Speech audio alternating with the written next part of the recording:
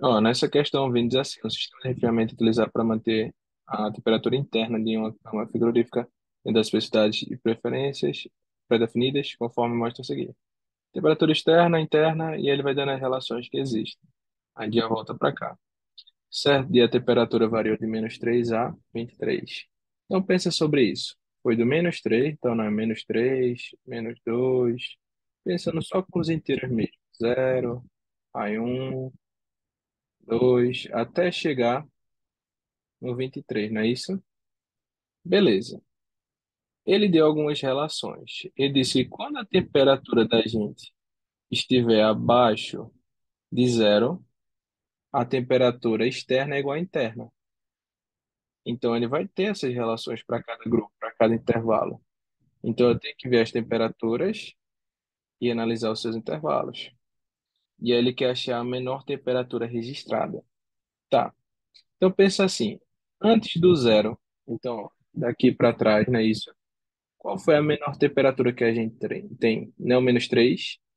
Então, quando esse cara registrou -3 na temperatura externa, a interna não tem que ser igual à externa.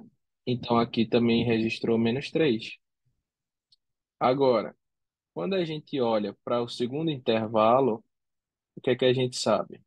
Ele disse aí que vai, ó, igual, né? Esse símbolozinho aqui, ó, que a gente tem. 0 é menor ou igual do que t, certo? Então, se é menor ou igual, o que é que a gente pode falar, pessoal? Quando a gente diz menor ou igual, a gente está falando que aquele valor pode ser igual a 0, certo? Então, se eu posso ser menor do que 0, o que é que eu posso dizer? Menor que ou igual a 0, né? O menor valor que registrou nesse intervalo, pelos dados que a gente viu, seria o próprio 0. Então, seria 0 graus Celsius, beleza? Então, quando ele registra 0 graus Celsius, porque ele foi menor que ou igual, o que é que eu vou poder afirmar?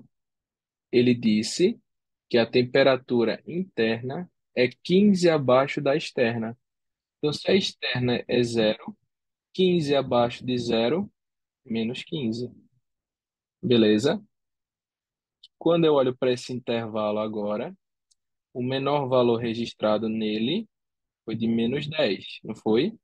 Não é menor ou igual aqui também. Então, não foi 10 o que ele registrou. Então, 10 graus Celsius foi o menor registrado nesse intervalo. E aí, a regra que ele deu para quando tivesse nesse intervalo é que é 20 abaixo. 10 menos 20, -10 graus Celsius. E por último, o menor desse intervalo é 20.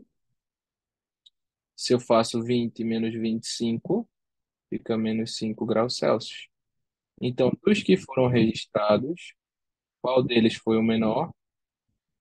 Foi o 15, né, pessoal? Então, gabarito, letra C de casa.